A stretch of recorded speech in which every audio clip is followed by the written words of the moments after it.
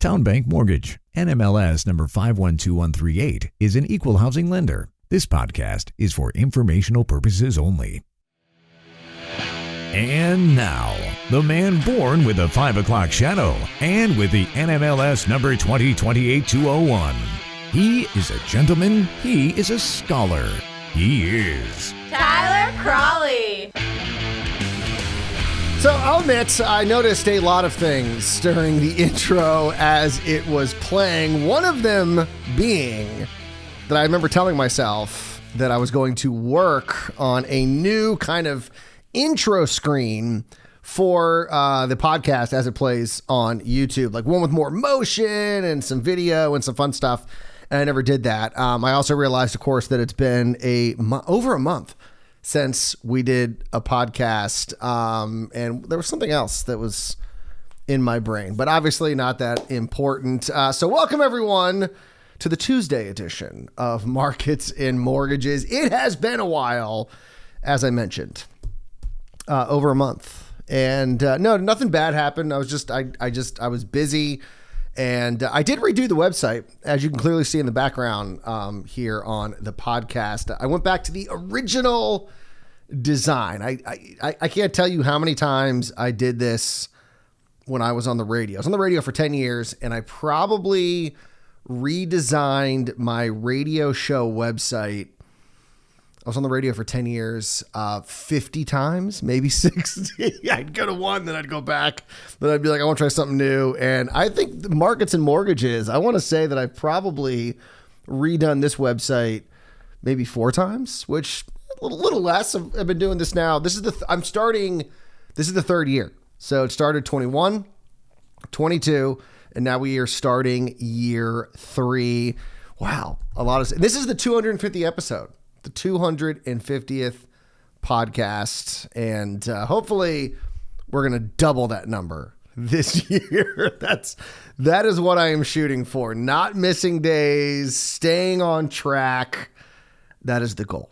But that's been the goal before. So we will see what happens. So hope you guys had, I want to say, a great new year, but it's like, it is way too far into the new year to be saying, man, I hope you had a good Christmas and New Year's. If Larry David was listening to this podcast, he would not be happy. Yeah, you know, there's a great scene in Curb Your Enthusiasm where he's like, yeah, 3 days. 3 days into the new year, no longer can you say Happy New Year. All right, we got a lot to get to, which is interesting for a Tuesday show. A lot of times Monday is kind of boring.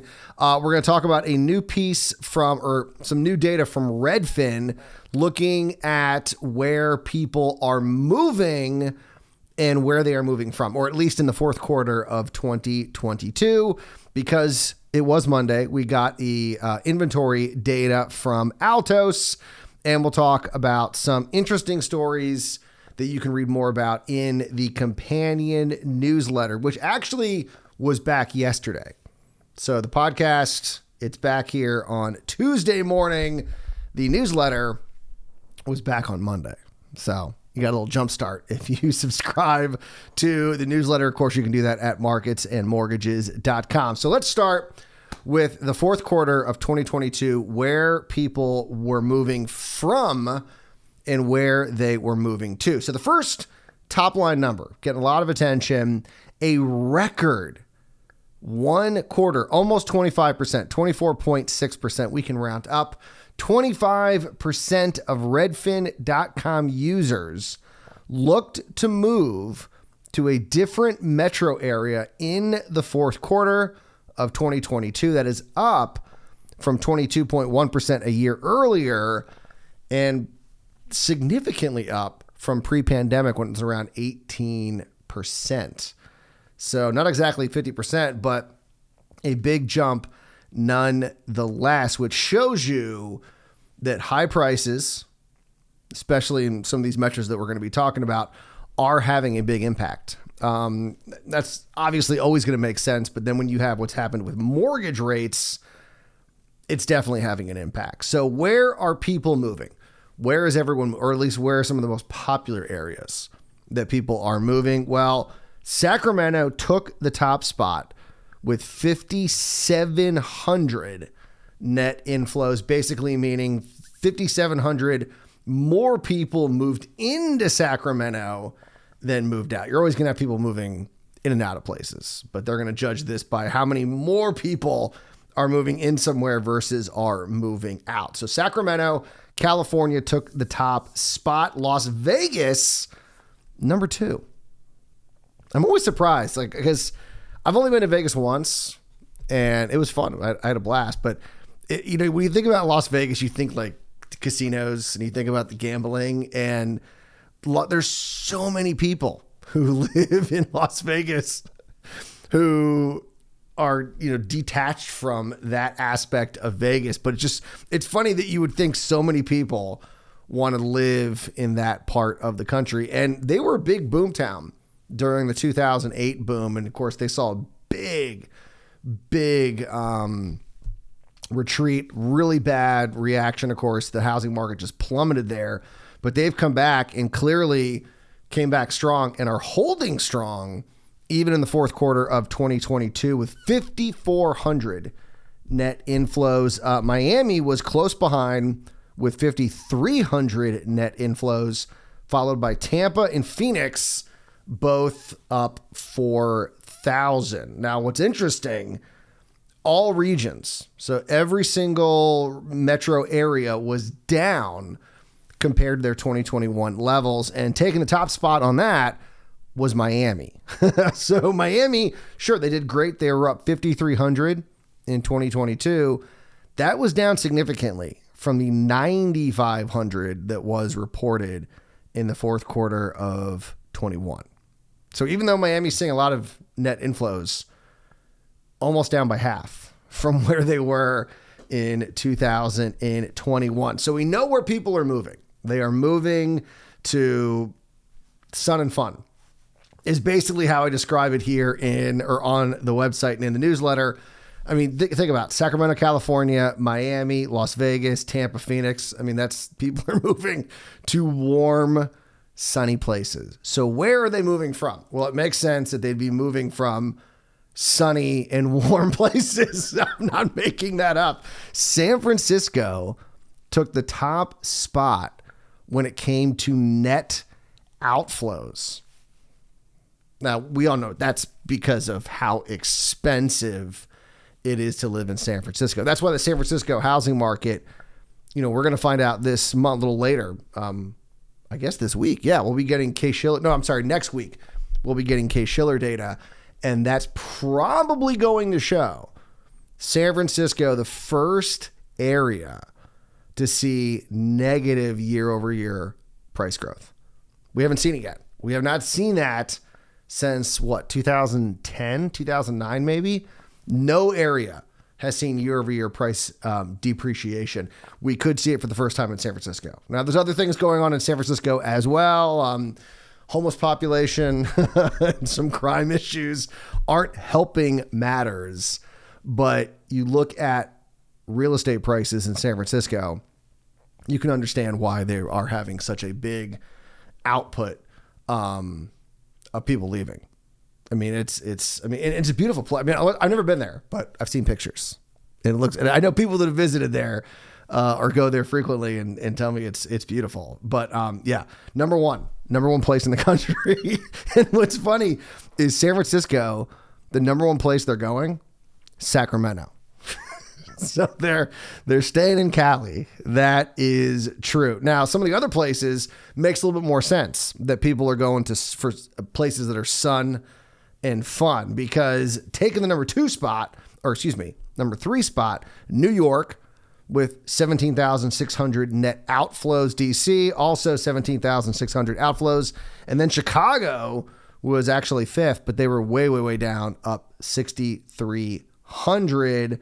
And I should note that Los Angeles actually took the number 2 spot, 23,100 net outflows. So it's kind of funny that you have San Francisco and Los Angeles as being the top 2 places where people are leaving, and then they're going to other sunny places that I guess maybe have less homeless and crime problems and maybe cheaper real estate may be the bigger indicator there. What is funny, though, is that despite Cali taking the top 2 spots, New York City was actually the top origin spot for 4 of the cities in Redfin's top 10 destinations list. So we were talking about where people are moving. 4 of the top 10, the people were most likely to come from New York. So it's kind of weird. But what we do know is places where real estate is expensive: Los Angeles, San Francisco, New York, which all have kind of all the same problems with crime and homelessness. You're seeing that's where people are leaving from. And it is interesting also looking at the data. While the South might not have always been the top destination, because it was other parts of, California as well. Sacramento's top of the list. Of course, you got other places like Las Vegas on there. So you are seeing, West Place, people are leaving parts of the West and moving to other parts of the West. And then some people are leaving from, say, Chicago and going, further, they're going out to California. It should be noted that 0 southern states were in the top 10 for positive outflows, which means that no one's leaving the South.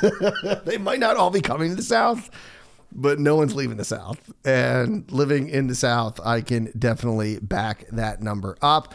Of course, there is some more data here, and if you want to read it, it is in the companion newsletter and on the website, marketsandmortgages.com. Now, it is Tuesday, which means Monday we got the Altos Research weekly data looking at housing inventory.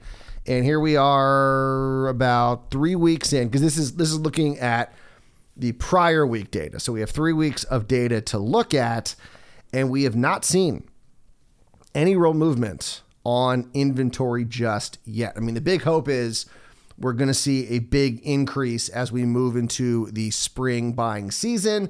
And I can tell you that you've already started to see an uptick, at least here in southeastern North Carolina. Just where I work, talking to loan officers, they're getting more phone calls. The people who maybe were, waiting for the holidays to end, kind of took a break, a pause. They're now deciding they want to start looking for that home and buy. They like what's happening with rates. We've seen some good rate movement as we start 2023.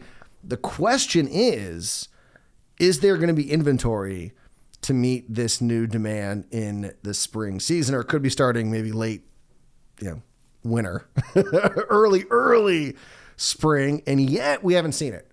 It has not happened. Available inventory of single family homes held at 472,000 last week, unchanged from the week prior. And just for the whole year, all 3 weeks, it's only up 1,000. So we started the year 471,000, and now we're at 472,000. Not exactly a huge pickup. Prices, they've seen a little bit more movement, I guess. The median home price ticked up for the week to 410,000. That is up slightly from last week and is now up about 1% from the start of the year. So we've seen almost no movement in inventory and very little movement with regards to prices. Now, as I mentioned, supply and demand. Homeowners continue to hold. They're not selling, is what I mean by that. They're staying in their home, as only 54,000 new single-family homes were listed last week. Or I should say, these are existing homes that are being listed. However, that could change as demand picks up slightly, with 249,000 single-family homes under contract. Now, that is down 31% from 1 year ago, but it is higher than the previous 2 weeks, which is giving some people hope that maybe we have seen the bottom. And if people, especially sellers or wannabe sellers, start hearing about activity once again, because for the last 2 months, all we've been hearing about is how the housing market's dried up. And so people start hearing that there are buyers out there. They're starting to hear about homes going under contract, and they start seeing a more normal or at least closer to normal housing market, people who are thinking about moving or thinking about selling for whatever reason might be enticed to list that home. Because the demand is increasing. I can tell you that. The demand is increasing. We saw that last week with mortgage demand jumping 28% week over week. The demand is increasing. Will the supply be there? That is the big question. Mike Simonson, CEO of Altos, said in the release that he still expects inventory to rise next month, but it depends a lot on seller attitudes, as I just mentioned, saying, quote, "As of now, we still expect inventory to climb in February like normal years, but sellers are being stingy, so that forecast could change." And the one thing I like about Simonson and what he does at Altos is, he uses the, was it John Maynard Keynes? When the facts change, my opinion changes. What do you do, sir? He'll say, listen, this is what we think is going to happen. This is what the data looks like is going to happen. And then the next week, there'll be a change in the data. And then he'll say, okay, listen, here is the new projection because things have changed. He won't just stick to what I made that prediction. That can't be wrong. I'm not going to admit I'm wrong. I'm going to stick to that. The data is wrong. It's like the Simpsons meme. Yeah. Am I wrong here? No, the children are wrong. The data is wrong. My prediction isn't wrong. He'll adjust. And so what he's saying here is, hey, listen, we're expecting inventory to climb like normal, but he is getting a sense that sellers might be a little hesitant, which could have a big impact on things moving forward. So we will keep an eye on that. Hopefully inventory increases because, like I said, the demand is increasing. It's there. If the homes aren't there, that's a problem.